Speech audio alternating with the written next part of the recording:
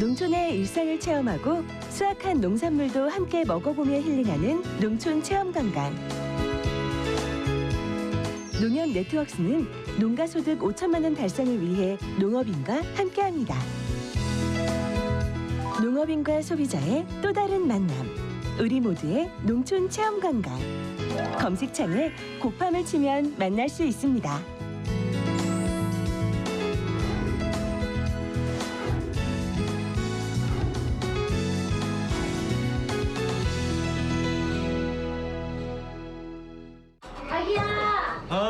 우리 이유식재료 사야 된다. 알았어. 어디가? 슈퍼. 거길 왜 가? 진이야. 네. 롯데 슈퍼에서 소고기 담아줘. 구매력이 있는 유기농 소고기를 담았습니다. 이게 이런 것도 돼? 아보카도랑 당근도. 내가 담아놨지. 진이야, 주문해줘. 말로 주문하고 눈으로 확인하는 기가진이. 육아로 바쁜 부부에게 오늘의 기술 KT. 롯데슈퍼 당일 배송입니다. 계좌 확인해줘. 은행과 기술이 스마트하게 한편이 된 NH 스마트 뱅킹 원업. 은행의 모든 것을 한 번에 편하게. 저와 한편 하실래요? 은행을 은행보다 스마트하게. NH 스마트 뱅킹 원업. 여러분 안녕하십니까? NBS 뉴스 24입니다. 양돈 농가들이 돼지 잔반급여에 대한 입장차를 드러내며 격렬히 충돌하는 양상입니다. 다수의 양돈 농가들은 아프리카 돼지열병 ASF를 막기 위해 잔반급여를 전면 금지해야 한다는 입장이고, 잔반급여 농가들은 잔반을 제대로 소독하면 문제가 없다면서 반발하고 있습니다. 네, 최근엔 대한한돈협회와 양돈 농가들이 잔반급여 전면 금지를 촉구하는 대규모 집회를 열자 잔반급여 농가들이 반발해 무력 충돌이 빚어지기도 했는데요. 양돈 농가들의 입장이 나뉜 이유를 윤슬기 기자가 취재했습니다. 환경부는 지난 5월 아프리카 돼지열병 ASF 차단 방역 대책의 일환으로 폐기물 관리법을 일부 개정하겠다고 밝혔습니다. 돼지의 음식물용 폐기물, 일명 잔반을 먹이는 것을 금지하기 위해서입니다. 매년 돼지에 급여하는 잔반은 15만 톤, 잔반급여를 막자는 법안이 재작년에도 발의됐었지만 환경부는 음식물 대란을 이유로 반대했었습니다. 하지만 갈수록 ASF 발생 위기감이 커지자 환경부도 결국 잔반급여 금지로 입장을 바꿨습니다. 문제는 농가가 직접 열 처리하는 잔반만 금지하고 전문 처리업체가 제공하는 잔반은 급여를 허용한다는 겁니다. 현재 돼지의 잔반을 먹이는 농가는 257곳인데 그중 전문 처리업체가 잔반을 공급하는 84곳은 법 개정 이후로도 잔반급여가 가능합니다. 이 대책은 방역에 허점을 남겼을 뿐 아니라 양동농가 사이에 갈등도 야기했습니다. 최근 전국 각지의 양동농가 1,500여 명은 정부 세종청사 환경부 앞에서 정부의 잔반급여 전면 금지를 촉구하고 나섰습니다. 잔반급여 전면 금지 법제화 조속히 시행하라. 시행하라. 시행하라. 시행하라. 하지만 이날 집회 현장을 찾은 잔반급여 양동농가 100여 명은 대한한돈협회의 잔반급여 전면 금지 주장에 거세게 항의했고 급기야 농가들 사이에 무력 충돌까지 발생했습니다. 잔반급여 농가들은 열 처리로 잘 소독한 잔반은 ASF 발생의 위험 요인이 아닌데도 한돈협회가 전면 금지를 주장하고 있는 건 과도하다고 말합니다. 또 잔반 처리 규정을 제대로 지키는 농가들의 잔반 사육은 허용해달라고 요구합니다. 직접 처리 농가들 중에는 절반 이상이 종합처리업만큼 똑같이 갖추고 있어요. 모든 시설을. 저 같은 경우는 지금 한 5억이 들어갔어요. 정부에다 바라는 게 기준을 만들어서 이 기준에 미달되는 업체는 이 기회에 정리를 하고 진짜 잘하는 농가는 살려서. 하지만 잔반급여가 유지되는 한 ASF를 효과적으로 막기는 어려운 상황. 유럽의 ASF 가운데 약 35%, 중국의 경우 약 44%가 돼지에게 먹인 잔반 때문에 발생했습니다. 이 탓에 유럽에선 이미 20년 전부터 잔반 사육을 금지했고 ASF가 발생한 적이 없는 국가에서조차 이를 준수하고 있습니다. 전문가들은 지금은 양동 농가들이 서로 갈등할 때가 아니라 ASF를 막기 위해 힘을 모을 때라며 정부가 잔반급여 농가들이 사료급여로 돌아설 수 있도록 현실적인 대책을 하루빨리 마련해야 한다고 지적합니다. MBS 뉴스 윤슬기입니다. 플라스틱 쓰레기를 태워서 열이나 전기를 얻는 고형 연료를 SRF 발전이라고 하는데요. 최근 전남 담양군 대전면 주민들이 바로 이 연료를 사용하고 있는 한 제지업체와 크게 마찰을 빚고 있습니다. 주민들은 폐기물을 태우는 과정에서 발암물질과 같은 오염물질이 많이 배출돼 건강은 물론 농작물에도 큰 피해를 입고 있다고 주장하고 있습니다. 자세한 내용 최다혜 기자가 보도합니다. 전남 담양군 대전면의 한 마을. 요즘 이곳은 하루도 조용할 일이 없습니다. 마을 인근의 제지업체가 고형 연료를 사용해 마을의 분진과 악취 등 심각한 피해를 입히고 있기 때문입니다. 고형 연료란 플라스틱 쓰레기를 태우는 방식으로 열이나 에너지를 얻는 것을 말하는데 이 연료를 사용할 경우 갖가지 오염물질이 배출돼 문제가 되고 있습니다. 실제로 고형 연료, 즉 SRF를 사용할 때 배출되는 다이옥신, 벤조피렌 등은 청산가리보다 독성이 1000배나 강한 것으로 알려져 있습니다. 이제 농사를 지으면서 이제 뭔가 하나씩 이렇게 이제 발견이 되는 거예요, 그것이. 그래가지고 이제 제일 우리한테 직접적인 그 피해는 악취. 우리가 뭐라고 표현은 하기 어려운데 진짜 그 매키하고 도저히 맡기 힘든 그런 역겨운 냄새가 날 때가 많아요. 농민들의 피해도 큽니다. 공장에서 날아오는 각종 분진에 농작물이 오염되기 일쑤고 애써 키운 농산물도 오염 지역에서 재배한 작물로 인식돼 제값을 받지 못할 때가 많다는 겁니다.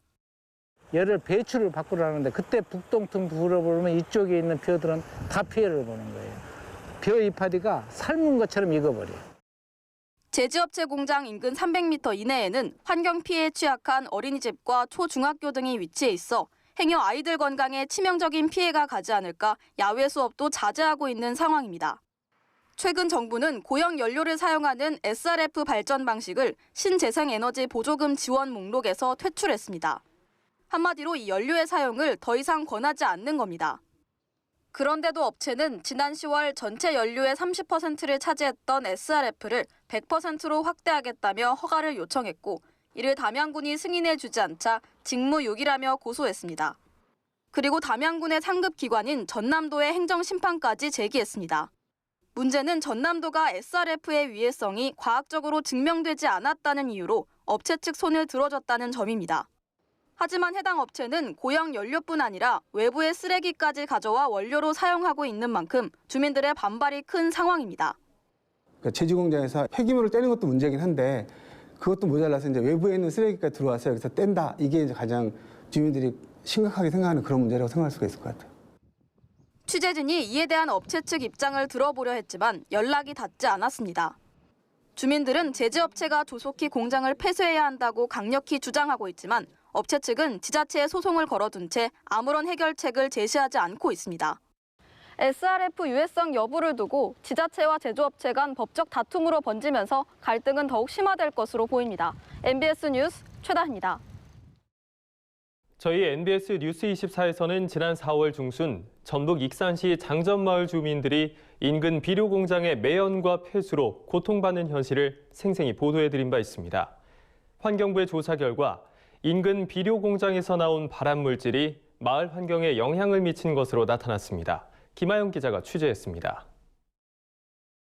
환경부가 최근 집단으로 암에 걸린 전북 익산 장전마을 주민들의 건강 영향 조사 결과를 발표했습니다. 조사 결과 비료 공장 내부와 장전마을 곳곳에서 발암물질로 알려진 담배특이 니트로사민과 다환 방향족 탄화수소류가 검출됐습니다. 또 비료 공장 근로자 30명 가운데 5명에게서 암이 발병한 사실도 확인했습니다. 연초박을 비료 원료로 사용을 한 것을 확인했고요. 퇴비 등의 부속유기질 비료로만 허가가 된 물질인데 유기질 비료 생산에 불법적으로 사용을 했습니다. 공장에서 비료를 만들기 위해 담뱃잎 찌꺼기인 연초박을 불법으로 태웠고 여기서 나온 발암물질이 공기를 타고 마을로 퍼진 것으로 추정됩니다. 비료 공장으로 인한 주민들의 피해는 심각한 상황입니다. 국립환경과학원의 조사에 따르면 2001년 비료 공장 설립 후 2017년 말까지 장전마을 주민 99명 가운데 22명이 암에 걸렸고 이 중 14명이 숨졌습니다. 다른 지역과 암 발생률을 비교한 결과 모든 암은 약 2배, 피부암은 21배, 담낭 담도암은 16배나 높게 나타났습니다. 연초박에 들어있던 담배 특이 니트로사민 TSNA라고 하는 물질 가운데서 NNA나 이제 NNK 이 두 가지 물질은 일군 발암 물질인데요. 이런 것들이 먼지와 흡착해가지고 주변 지역으로 날아가서 정전마을 주민들의 건강에 이제 영향을 미쳤고 공장 안에 있는 사람들에도 영향을 미쳤고요. 주민들의 피해 사실이 명백함에도 환경부는 암과 비료 공장의 직접적인 인과관계를 밝히진 못했습니다. 해당 비료 공장이 이미 파산해 문을 닫은 상태여서 가동 당시 배출량 등을 파악하기 어렵고 소규모 지역의 조사인 탓에 인과관계를 풀어내기가 쉽지 않기 때문입니다. 네, 이제는 정부가 나서서 정전마을 문제를 세워주시고 이주대책도 세워주시고 주민들이 앞으로 제대로 살 수 있는 그런 마을을 만들어 주셨으면 좋겠습니다. 환경부는 피해 주민들에게 환경오염에 따른 배상과 피해 구제를 추진하겠다고 밝혔습니다. MBS 뉴스 김아영입니다. 대학생 600여 명이 방학을 맞아 농촌 일손 돕기에 팔을 걷어붙였습니다. 농협이 지원하는 대학생 농촌봉사단이 농촌 일손 돕기에 자발적으로 나선 건데요. 이들은 전국 각지의 농업 현장에서 일손을 거들며 농업 농촌의 소중함을 체험하게 됩니다. 이현경 기자가 대학생 농촌봉사단 출정식에서 이들을 직접 만나봤습니다. 제각기 배낭을 짊어진 채 버스로 향하는 발걸음이 가볍습니다. 이들은 농협이 지원하는 대학생 농촌봉사단에 참가한 대학생들로 앞으로 농촌의 일손을 도울 예정입니다. 지금 현재 농민 이익년난이 심하다고 해서 저는 서울 사람으로서 많이 경험해보지 못했던 농촌에 대해서 조금 보고자 지원하게 되었습니다. 농협이 주관하는 농촌 일손 돕기는 서울 지역 농협이 대학생들을 모집해 농촌 인력난 해소에 힘을 보탰던 것이 점차 규모가 커졌습니다. 지난해에만 서울 지역 12개 농축협을 통해 대학생 540명이 농촌 봉사에 참여했고 올해는 서울 17개 농축협이 대학생 600여 명의 봉사활동을 지원합니다. 대학생 봉사단은 5일 동안 농촌에 부족한 일손을 돕고 농촌 경관도 가꾸게 됩니다. 과수농가들의 수확을 돕는 등 일손을 보태고 영농 폐빈일이나 폐자재를 줍고 벽화를 그려 농촌의 풍경도 산뜻하게 가꿀 예정입니다. 농번기 인력난으로 고민한 농촌에 이 600명의 젊은 일꾼들이 큰 도움이 될 것으로 보입니다. 출정식에서 보여준 대학생들의 각오도 남달랐습니다. 이날 행사에서는 대학생 농촌봉사단 전원이 농업 농촌의 공익적 가치를 알리고 농촌 일손 부족 해소에 적극 동참할 것을 다짐하는 결의문을 낭독하기도 했습니다. 하나, 우리는 젊은 세대로서 농업의 공익적 가치 확산을 위한 세대 간 가교 역할에 적극 앞장선다. 이들은 방학 동안 농촌 봉사활동을 통해 추억을 쌓고 싶다는 풋풋한 바람을 내비치기도 했습니다. 기회가 된다면은 농촌 경험을 하면서 같이 온 친구들하고 또 추억을 쌓을 수 있지 않을까 기대를 하고 있습니다. 한편 이날 출정식에는 각계의 인사가 참석해 농촌 일손 돕기를 떠나는 대학생들을 환송했습니다. 280조의 공익적 가치를 만들어내고 있는 그 농촌의 소중함 여러분들이 가서 실제로 보고 느끼고 손자된 마음으로 잘 돌아보시기 바랍니다. 박원순 서울시장은 농업에서 새로운 기회를 발견할 수 있다는 조언도 아끼지 않았습니다. 농촌이 레드오션이 아니라 블루오션이라는 얘기죠. 또 오히려 지역에서, 농촌에서 새로운 일자리가 얼마든지 있을 수 있다는 생각으로. 아울러 서영교 더불어민주당 의원과 조희연 서울시 교육감 등이 참석해 젊은이들이 앞으로 우리 농업을 이끌어 가줄 것을 당부했습니다. 대학생 농촌봉사단이 농촌 인력 부족 해소뿐만 아니라 도시의 우리 농업 농촌의 소중한 가치까지 알릴 것으로 기대됩니다. MBS 뉴스 이현경입니다. 음주운전 단속 기준을 대폭 강화한 이른바 제2윤창호법이 25일부터 시행됐습니다. 요즘 같은 농사철엔 새참 때 술 한잔하고 자동차를 운전하는 농민들이 많으실 텐데요. 앞으로는 막걸리 한 잔도 단속 대상이 될 수 있습니다. 강창호 기자가 전합니다. 음주운전 사고에 대한 처벌이 대폭 강화된 데 이어 25일부터는 음주운전에 대한 단속 기준도 엄격해집니다.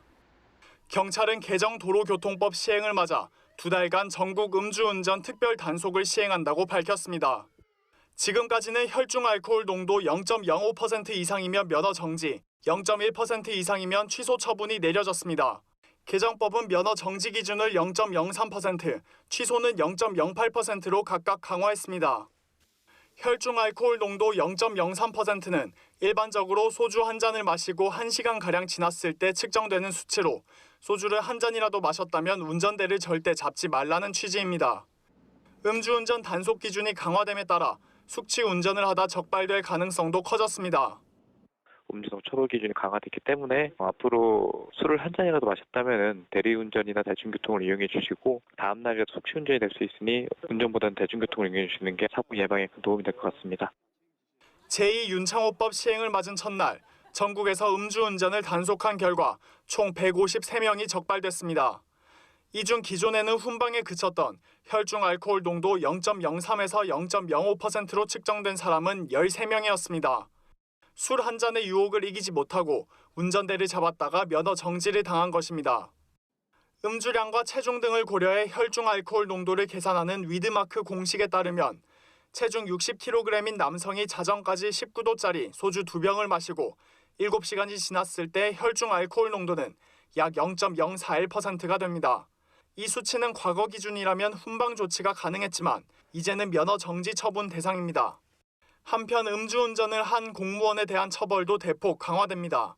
인사혁신처는 공무원의 최초 음주운전에 대해서도 최소 감봉 처분을 하고 음주운전 2차례 적발 시 최대 파면할 수 있는 등의 내용을 담은 공무원 징계령 시행규칙 개정안을 공포 및 시행한다고 밝혔습니다.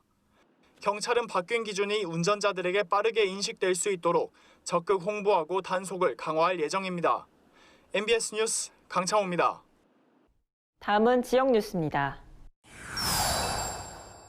전라남도가 전국 최초로 동물 질병과 축산물 안전 종합 대책을 마련했습니다. 도는 조류 인플루엔자와 아프리카 돼지열병 등 해외에서 유입될 수 있는 동물 질병에 좀 더 체계적이고 과학적으로 대응하기 위해 8개 전략 23개 과제를 제시했습니다. 먼저 돼지 4대 소모성 질병과 소결핵병 등 가축들의 생산성을 저하시키는 질병을 적극 통제하기로 했습니다. 또한 축산농장 CCTV 구축, 드론 소독 시스템 도입 등 동물 방역을 위한 스마트 기술을 적극 활용할 예정입니다. 강원도가 도내 축산물 취급 영업장을 대상으로 위생점검을 실시한 결과 축산물 위생관리법을 위반한 업체 22개소를 적발해 행정처분을 시행할 계획입니다. 이번 점검에서 누락된 축산물 가공업소와 식육 포장 처리업소에 대해서는 추석과 연말 전에 집중 점검을 실시하기로 했습니다. 또 도내 모든 축산물 관련 업소를 대상으로 연 1회 이상 정기 점검을 완료할 예정입니다.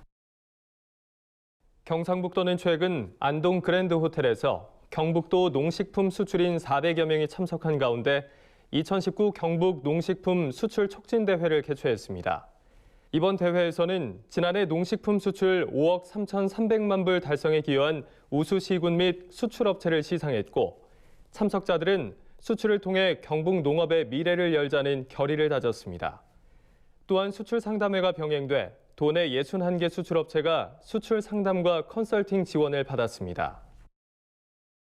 충북도 농업기술원은 최근 서울 양재동 AT 화훼 공판장에서 농촌진흥청과 공동으로 가시 없는 초록색 장미인 그린펄을 홍보하기 위한 시장성 평가회를 가졌습니다.